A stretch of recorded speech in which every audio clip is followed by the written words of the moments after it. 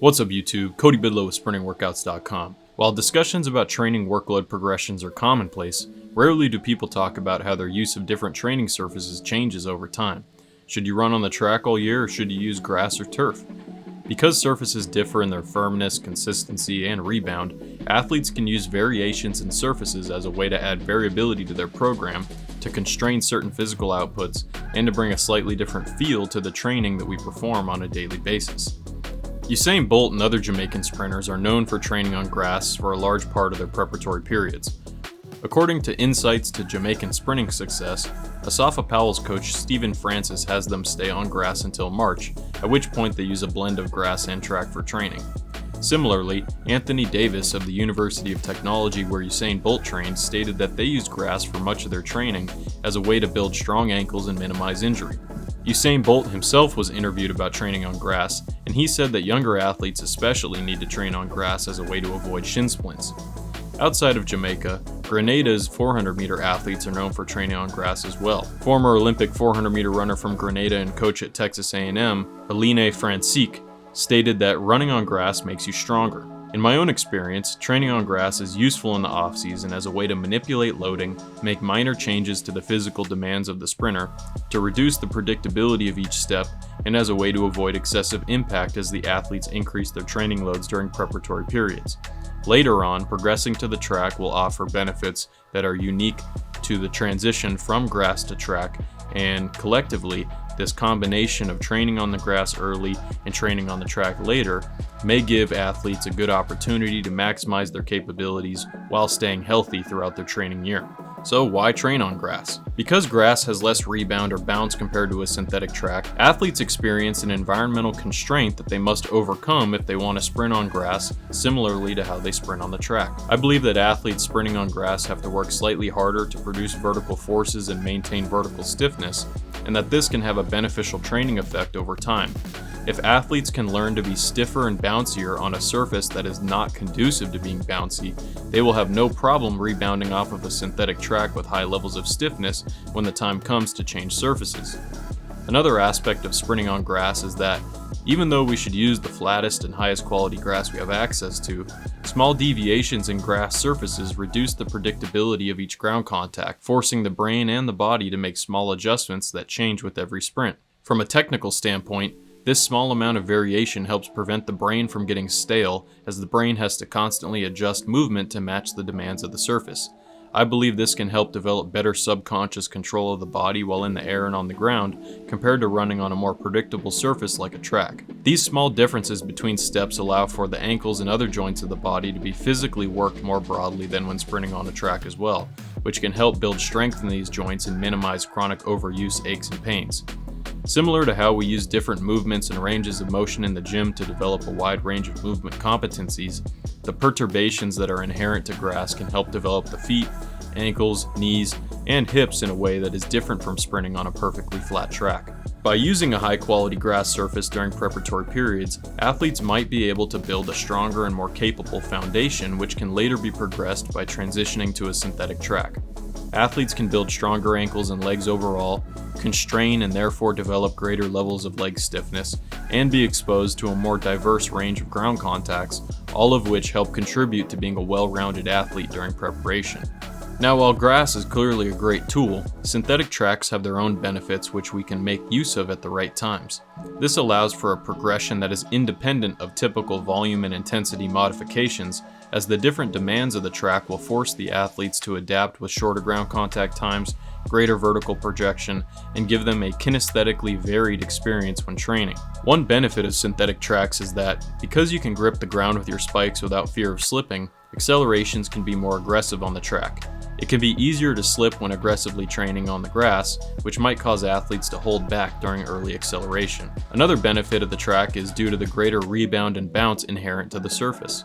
This stiffness and rebound allows for athletes to sprint with shorter ground contact times and run faster overall, providing a progression in speed stimulus that is independent of the athlete's intent. Since synthetic tracks are very flat and consistent surfaces, athletes will likely feel that they are able to put out their highest intensities on the track, which is conducive to developing their maximal velocity skills. Because of the predictability of the surface, athletes can sprint with full intent without fear of stepping incorrectly. This predictability can make the intensity of the sprints higher without telling the athletes that they need to sprint faster. They will simply sprint faster as a result of being on a surface that is more conducive to sprinting fast, offering a minor but valuable progression opportunity. So earlier in the year, we can use the less predictable surface to help build a wider base of competence within the brain, as well as the joints, physically of the body, so that way they can handle slightly different movements every time they contact the ground in a slightly different way. That will develop those joints as well as those movement capabilities in a more broad way. But then once they develop those broad capabilities, they can transition to the track, have a more predictable surface to sprint on, and then they can work on sprinting faster. This concept of predictability has two aspects to it. Like I said before, during the off season or the early preparation period when we're on grass, the less predictable surface will help develop the ankles, knees, and hips in a more broad manner because the body is having to sprint over surfaces that are slightly less predictable, slightly varied. There will be little deviations in the angles that joints are at or how the foot contacts the ground, which can help develop the body physically. It can also help develop the brain to be more coordinated and be able to handle different surfaces. But then as we get faster, as we get more physically developed throughout the training year, we can then shift to the more predictable surface as a way to maximize and really max out our top speed, our highest intensity levels, or our highest intensity outputs.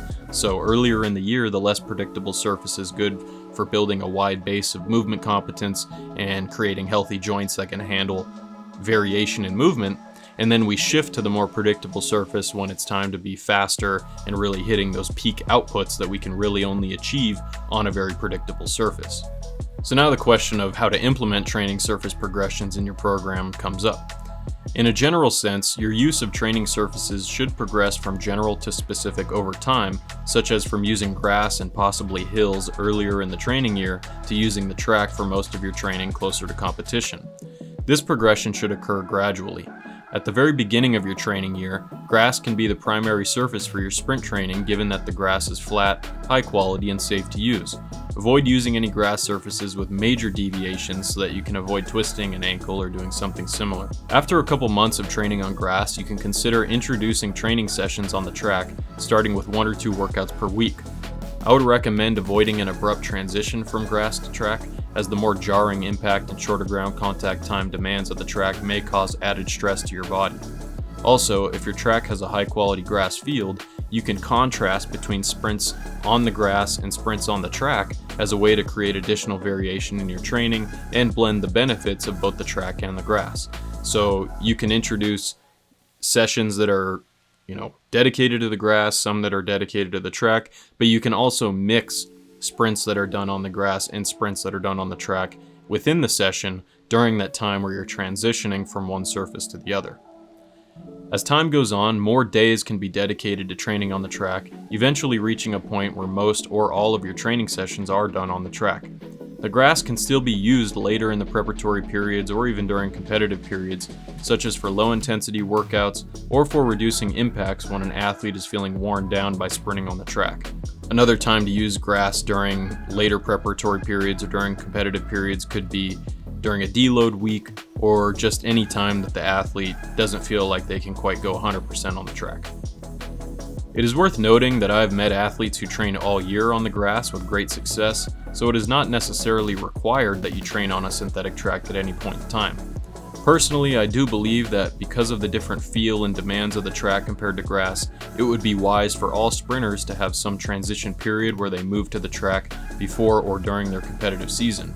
It is possible that simply competing enough times on a synthetic track could give athletes the exposure needed to fully maximize their on-track performance, but I am a proponent of training on the track when competitions are near, so there are no surprises when you step on the track to compete. It would make sense to me that there is some latency between when you move from the grass to the track and when you perform your best on the track, so I see it as wise to spend time training on the track before you compete. I think if most people only trained on grass and then the only time they were on a track was during competition, it would be too much of a difference to where they might feel uncomfortable in competition or they're not quite used to the amount of vertical lift they're getting off the track. So I think it would be wise, as long as you're healthy and you can stay healthy, you should be spending a good amount of time on the track before you compete, but as with anything, it's up to you how you do that. I want to briefly talk about an example progression timeline. You're free to do what you want, obviously. This is just one idea of how you could progress your training from one surface to the other, especially for athletes who are competing in North America, just based on the timeline here. This is not the only way to do it however you want. So this is just an idea, but say you're competing in indoor and outdoor. So in the North America, the indoor season is going to be basically January, February, and a little bit into March. And then the outdoor season is going to be maybe the back half of March, early April, all the way through June. So September through October, you could be on grass only. November, you could be 50% grass, 50% track. December could be 25% grass, 75% track. January through February could be only on the track. March could be 50% grass, 50% track, just so you get a little bit of a period between indoor and outdoor to reduce some impact and sort of readjust your stimulus a little bit. Then April could go back to 25% grass, 75% track, and then May through June or May through August could be 100% track only. One rule of thumb for me would be that the closer I am to competition, the more my competition-specific workouts should be performed on the track. For example, if we're in December and 25% of my workouts are on grass, those workouts would be my less specific workouts, such as an intensive tempo workout, a med ball throw and bounding workout, or something similar. I would not be performing all-out speed or speed endurance work on the grass if I am healthy and have a track available to me, as I want these workouts to mimic the demands of competition as much as possible. When you're further away from competition and you're not running as fast, this isn't as important, but as time goes on and you're starting to reach close to your personal bests or maybe even running faster, that's when you want to be on the more predictable, faster, and more bouncy surface. Another way to view this could be that if 25 to 50% of a workout is performed on grass, the grass reps could be warm-up runs or contrasting reps that are mixed with reps performed on the synthetic track. Just to wrap things up, training on grass is a good way to begin your training year with less impact, to create some variability in training, to give room to progress through changes in surfaces, and as a way to create an environmental constraint on vertical stiffness and force production. Athletes should transition from grass to track over time, shifting toward competition-specific surfaces the closer they get to competition. This progression should be gradual rather than abrupt to ensure the athlete stays healthy and can adapt to the changing demands at their own pace. There are no hard and fast rules by which you must abide when it comes to choosing or transitioning between surfaces, and you need to do what works best for you in your situation. Regardless, it is worth considering how you might benefit from creating variation through your selection of surfaces to train on. So guys, hopefully this gives you some ideas of how you might be able to implement different training surfaces at different times of the year to develop yourself in the preparatory period. Maybe use more grass surfaces, and then later in your preparatory periods you shift to the track. Maybe you train on the track all year and that works for you, but let me know your thoughts. I'd love to hear what you guys do. And if you have any questions or anything like that, feel free to leave them in the comments. Hit a thumbs up. Make sure you're subscribed. If you need a program or want to do a consultation with me, you can check out sprintingworkouts.com. But other than that, I will catch you guys next time. This is Cody Bidlow with sprintingworkouts.com, signing off.